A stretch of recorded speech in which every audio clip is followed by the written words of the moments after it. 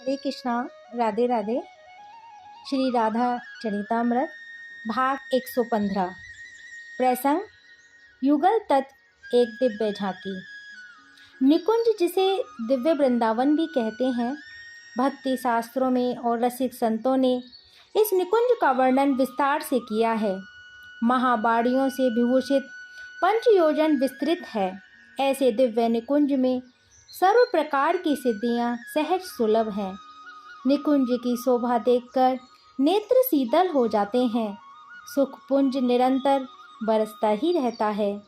यहाँ और काल की गति यहाँ नहीं है। प्रेम और सौंदर्य का ये धाम दिव्य और अद्भुत है। कौन ऐसा होगा जो इसकी चर्चा करना और सुनना नहीं चाहेगा। सनत कुमार संहिता नामक ग्रंथ में भगवान शंकर के सखी भाव से निकुंज के दर्शन करने का प्रसंग आता है और उस समय भगवान शंकर ने निकुंज में 800 कुंजों के दर्शन किए हैं। पर इनके अलावा 25 कुंज और हैं जहाँ केवल अष्ट सखियों का ही प्रवेश होता है। और हाँ, सनत कुमार संहिता में वर्णन आया है कि 108 कुंज शुरू के ऐसे हैं जहाँ शुद्ध प्रेम वाले जीवों का आवागमन सरल है। वहाँ तक जा सकते हैं सामान्य मुक्त जीव भी, जैसे अर्जुन अभी आए हैं निकुंज में। श्वेत पीत हरित मड़ियों जैसे फूल खिले हैं और इन फूलों की भरमार है। सुगंध तो यहाँ की हवा में ही है। एक दिव्य पीठ है। दिव्य मणिकाओं से सजा एक सिंहासन है जिसकी शोभा का वर्णन कर पाना असंभव ही है। उस सिंहासन में ही युगल सरकार विराजते हैं। बाम भाग में श्रीमती राधिका रानी जी और दाहिने भाग में श्री श्याम सुंदर। इनके चारों ओर रंग देवी, ललता आदि अष्ट सखियां रहती हैं। जो कोई चवर डुराती हैं तो कोई अन्य सेवा में लगी रहती हैं। युगल तत्व क्या है? श्री राधा और कृष्ण ही यही दोनों युगल तत्व हैं। जहाँ ब्रह्म एक है और फिर यहाँ दो तत्व कैसे? ब्रह्म एक ही है। ब्रह्म एक ही था, पर उसी ब्रह्म को विहार करने की इच्छा हुई। विहार करने के लिए तो दो की जरूरत होती है, तो तभी ब्रह्म से ही उसी की आह्लादनी शक्ति श्री राधा का ही प्राकट्य हुआ। श्री कृष्ण ब्रह्म है तो श्री राधा कौन है? कह तो दिया, ब्रह्म की ही आह्लादनी शक्ति श्री राधा रानी है। शक्ति और शक्तिमान दो नहीं है। शक्ति है तभी शक्तिमान है। ऐसे ही राधा है तभी कृष्ण है और कृष्ण है तभी राधा है। अभेद सिद्ध हुआ कि नहीं, अद्वैत सिद्ध हुआ कि नहीं, दो होते हुए भी दो नहीं है। द्वैत लगता है पर वास्तव में अद्वैत है। ये अष्ट सखियां क्या हैं? ये अष्टधा प्रकृति ही अष्ट सखियां हैं। 8 प्रकार की प्रकृति कही गई है ना, तो ये मुख्य है अष्ट सखी अष्ट प्रकृति ही हैं। तो ऐसा दिव्य निकुंज है जहाँ नित्य नव मंगल लीलाएं होती रहती हैं। ऐसे निकुंज में सखियों की आयु 12 वर्ष से लेकर 15 वर्ष तक की ही होती है। इससे बड़ी कोई सखी नहीं होती। काल की गति नहीं है, जहाँ वहाँ से सब होना आश्चर्य नहीं है। स्वयं श्री राधा रानी की आयु 14 वर्ष की है, इतनी ही रहती है। और श्याम सुंदर की आयु 15 वर्ष की है। ये इससे बड़े होते ही नहीं हैं। नित्य नव उल्लास से भरा रहता है ये निकुंज। एक झांकी का दर्शन कीजिए, निकुंज की झांकी। और युगल तत्व क्या है ये भी समझ में आ जाएगा आप लोगों के। अर्जुन इन दिनों निकुंज में ही हैं और इन लीलाओं का रसास्वादन कर रहे हैं। हे स्वामिनी, हे कृष्ण प्रिय, हे राधिके, हे कृष्ण बल्लवा, आपसे मेरा एक प्रश्न है, अगर आपकी कृपया हो तो पूछूं? हाँ हाँ ललते, पूछो। मुस्कुराती हुई श्री राधिका बोली, आप युगल हैं, आप हैं और श्याम सुंदर हैं। ये युगल का रहस्य क्या है? ललता सखी ने शांत भाव से पूछा था। हे ललते, तुम बोलती बहुत हो। सूर्य का ताप कितना बढ़ गया है। प्रातः ही में थोड़ा शीतल जल तो पिला दो। श्याम सुंदर ने हंसते हुए कहा। हाँ हाँ। इतना कहकर ललता सखी उस कुंज से निकल कर बाहर गईं।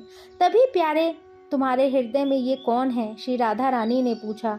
कहाँ कहाँ राधे, कौन है मेरे हृदय में? राधा रानी ने मणियों की माला श्याम सुंदर के गले में देख ली थी और उन मणियों में ही स्वयं का मुख दिखाई दे रहा था। श्री राधा रानी को, ये कौन स्त्री तुम्हारे हृदय में बैठ गई है? बस इतना कहते हुए श्याम सुंदर के गले में पड़ी माला को किशोरी जी ने तोड़ दी। इतना ही नहीं, वहां से मान कर गईं और अंतर ध्यान भी हो गईं। जल लेकर ललिता सखी आईं, पर उस कुंज की दशा देखकर ललिता भी स्तंभ।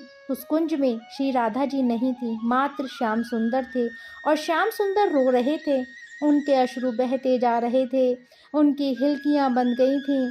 इस दृश्य को देख नहीं सकी ललिता और दौड़कर आगे आई और श्याम सुंदर को संभाला। फिर बड़े दुलार से बोली, क्या हुआ आपको और कहाँ है प्रियाजू? लालजू, ऐसे बिलखिए मत, बताइए क्या हुआ? बारंबार जब पूछा तब उत्तर दिया श्याम सुंदर ने, ललते तू मेरी प्रिय सखी है, मेरी प्राणेश्वरी मुझसे रूठकर चली गई हैं। वो कहाँ गई मुझे नहीं पता, उनके बिना ललते मेरा क्षण भी युवाओं के समान बीत रहा है। मेरी सहायता कर, मेरे इस दुख को दूर करने वाली तू ही है ललता। इस तरह व्याकुल हो उठे थे श्याम सुंदर ललता से। श्याम सुंदर का ये विलाप देखा नहीं गया। वो दौड़ी कुंजों में श्री राधा रानी को खोजने के लिए खोजती रहीं, पर श्री राधा नहीं मिली। दुखी हताश हो गईं, उसी कुंज में आईं, पर यहाँ श्याम सुंदर की दशा और बिगड़ती जा रही थी। क्या हुआ ललते, मेरी प्यारी, मिली क्या? मुखारविंद आंसुओं से भरा हुआ है और पूछ रहे हैं। नहीं, कहीं नहीं मिली।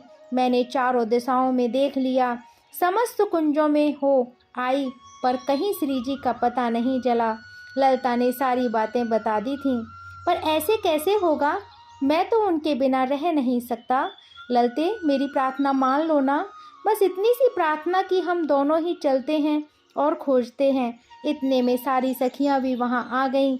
श्याम सुंदर की ये दशा देखकर सब रोने लगी। अर्जुन यह दृश्य देख रहे हैं और वो चकित हैं। चलो चलो, हम सब मिलकर खोजें श्री राधा रानी को। सब चल पड़े थे अलग अलग दिशाओं में श्री राधा रानी को खोजने। तभी दूर एक कुंज में हा श्याम, हा श्याम, हा श्याम, बहुत धीमी धीमी आवाज आ रही थी। ललिता सखी चौंक गई, ये आवाज़ तो श्री राधा जू की है। दौड़े ललिता सखी उस कुंज की ओर। कुंज में बैठी हुई थी श्री राधा रानी। स्वामिनी जू, आप यहाँ? ललिता सखी ने आश्चर्य भाव से पूछा। चलिए, श्याम सुंदर आपकी कितनी प्रतीक्षा कर रहे हैं, वो रो रहे हैं, आपके वियोग में वो तड़फ रहे हैं। चलिए। ललिता सखी ने जब चलने का आग्रह किया तब श्री राधा जी से उठा भी नहीं गया। उठना चाह रही थी पर उठ नहीं पाती। श्री जी ने ललिता की ओर देखा। ललते, तू देख ही रही है, बिरह के कारण जब मुझसे उठा भी नहीं जा रहा। मेरी सखी, तू श्याम सुंदर को ही यहाँ बुलाना। ओहो हाँ, ये ठीक है। इतना कहकर ललिता सखी उधर श्याम सुंदर के पास दौड़ी। श्याम सुंदर, चलिए, श्री राधा रानी मिल गई हैं, कुंज में बैठी हैं, आपको याद करके बेचैन हो रही हैं, चलिए ना आप। ललिता सखी ने प्रार्थना की श्याम सुंदर से। नहीं ललते, मुझसे भी अब उठा नहीं जा रहा। मेरे हृदय में भी उनके वियोग का ऐसा आघात लगा है कि ये शरीर शिथिल हुआ जा रहा है, नहीं उठा जा रहा मुझसे भी। ललते, मेरी भी एक प्रार्थना है, सुन लो। क्या? कहो श्याम सुंदर। ललिता सखी ने अपने पसीने पहुँचते हुए पूछा। ललते, स्वामिनी श्री राधा रानी को यहीं बुला लाओ ना, मुझसे भी चला नहीं जा रहा। अब मैं क्या करूं? शीघ्र करो ललते, मेरी श्री राधा को यहीं बुला लाओ, मेरी प्रार्थना है। दीन भाव से प्रार्थना करने लगे थे श्याम सुंदर। ललिता सखी की क्या करें। ललिता फिर इधर आई श्री राधा रानी के पास। पर ये क्या, जिस कुंज में श्री राधा रानी थी उस कुंज में तो अब कोई भी नहीं है। घबराई ललिता इधर उधर दौड़ने लगी, खोजने लगी, पर नहीं, कहीं नहीं है श्री राधा रानी। तो दौड़कर श्री श्याम सुंदर के पास आई सूचना देने के लिए, पर नहीं, इधर श्याम सुंदर भी नहीं है। ललिता सखी को घबराहट होने लगी। उधर श्री राधा रानी नहीं और इधर श्री श्याम सुंदर नहीं, ये दोनों गए कहाँ? ललिता सखी के ऊपर तो मानो वज्रपात ही हो गया था। आँखों के आगे तो अंधेरा सा छाने लगा था। शरीर में कंपन हो रहा है। कहाँ जाएं, क्या करें, कुछ समझ में नहीं आ रहा था।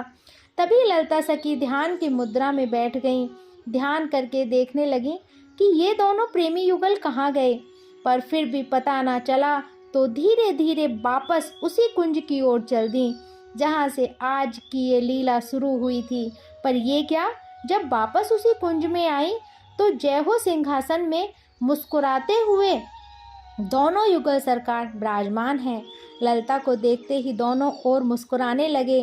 फिर ललिता को बड़े प्रेम से अपने पास में बुलाकर श्री राधा रानी ने कहा, ललते, तुमने पूछा था ना कि आप दोनों युगल हैं, दो हैं, इसका रहस्य क्या है? तो हे मेरी प्यारी सखी ललते, हम दोनों दो नहीं, हम एक ही हैं। जैसे एक ही ज्योति बढ़ते बढ़ते दो रूपों में ही हो जाए, ऐसे ही मूल रूप से एक ही तत्व दो रूपों में परिभाषित हो रहा है। तुम पूछोगी ललते कि फिर ये दो रूप क्यों? तो हे ललते, लीला करने के लिए एक में लीला नहीं होती, लीला दो में ही संभव है। लीला से प्रेम रस की अभिव्यक्ति करनी है। इस तरह मुस्कुराते हुए ललिता सखी के सामने युगम तत्व के रहस्य की श्री राधा रानी ने उद्घाटित कर दिया था। वही है युगल तत्व का रहस्य, वही है युगम तत्व, इसे ही कहते हैं। जय जय श्री राधे। राधे कृष्ण कृष्ण कृष्ण राधे राधे, राधे श्याम श्याम श्याम राधे राधे। अब कल इससे आगे का हम सब श्रवण करेंगे। जब तक के लिए हरे कृष्णा, राधे राधे।